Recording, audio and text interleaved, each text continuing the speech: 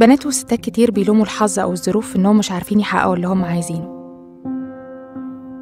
بس الحقيقة بقى، واللي عارفها كل البنات والستات برضو، إن إحنا عندنا القدرة نغير العالم من حوالينا كل يوم، سواء جات لنا الفرصة أو إحنا اللي صنعناها.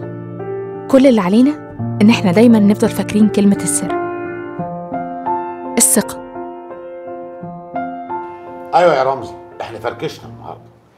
هو كان المفروض يوسع على طياره الفجر ويجي مباشره على لوكيشن التصوير، وعشان كده احنا طلعنا اوردر خفيف النهارده وجبنا صحفيين وقنوات فضائيه بتسجل مع الممثلين ومعانا. انا معاك ان بكر النشارتي اسم كبير، بس انا كمان ما اقدرش اوقف المسلسل، انا في عرض دقيقه التصوير، ده غير المصاريف اللي احنا صرفناها. ولا انت مش همك الفلوس اللي دفعتها؟ ماشي يا رمزي، عموما انا هحاول اتصرف وابقى اكلمك واقول لك ايه اللي تم. مع السلامه. مع السلامه. ايه ده؟ ده الاستاذ بكر. ايه؟ الو؟ ايوه يا استاذ بكر، طمني ايه اللي بيحصل عندك؟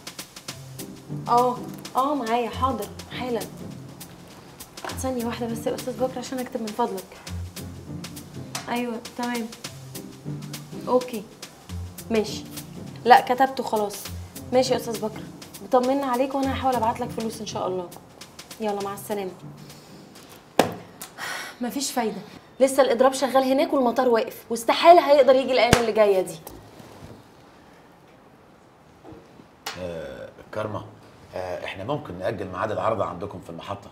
يا مستر وليد احنا ما ينفعش نأجل، إن كل البروموهات اتعرضت، وغير كده ولا كده احنا عندنا سارة وخالد اوريدي عندهم شغل تاني. طب يا أستاذ، يعني خالد وسارة لازم يقدروا بجد الظروف اللي احنا فيها دي، ده خارج عن إرادتنا كلنا. مش هيرضوا يا مي، أنا سألتهم وهم اوريدي مش طايقين بكر النشارتي وما صدقوا إن احنا هنقف. ليه يا جماعة نقف ليه بس يا جماعة؟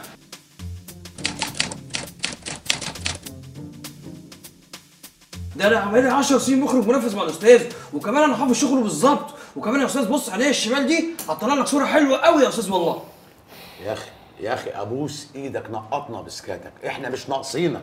وبعدين يا اخي انت ايه اللي نزلك النهارده كده وانت متجبس بالشكل ده؟ يا باشا بس اديني فرصتي، والله يا استاذ هتلاقيني رهوان في اللوكيشن. سوري يا جماعه عشان لسه جديد في الجبس، منه اللي هو التويز ده ما هداش وانا بنط. مي. ايوه يا استاذ. طلع لنا لستة المخرجين اللي عندك واكتبيها لنا عشان نناقشها. حاضر. عشان نشوف هنكلم مين، او بمعنى اصح مين اللي هيرضى يجي يصور الكام يوم دول. حاضر. ما انا يا استاذ موجود اهو. شامل مهدي بيصور مسلسل لرمضان،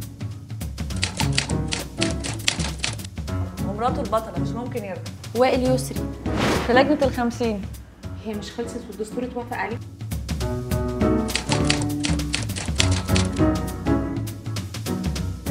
بس هو لسه هناك. أميرة سمير. يا سلام، ودي بتفهم. وبعدين هي معروفة على فكرة إن المخرج لما بيعتذر أو بيحصل له أي حاجة مدير التصوير هو اللي بيكمل العمل. أمال هيجيبوا مين بس؟ أستاذة داليا، الأستاذ وليد عايزك جوه. أنا؟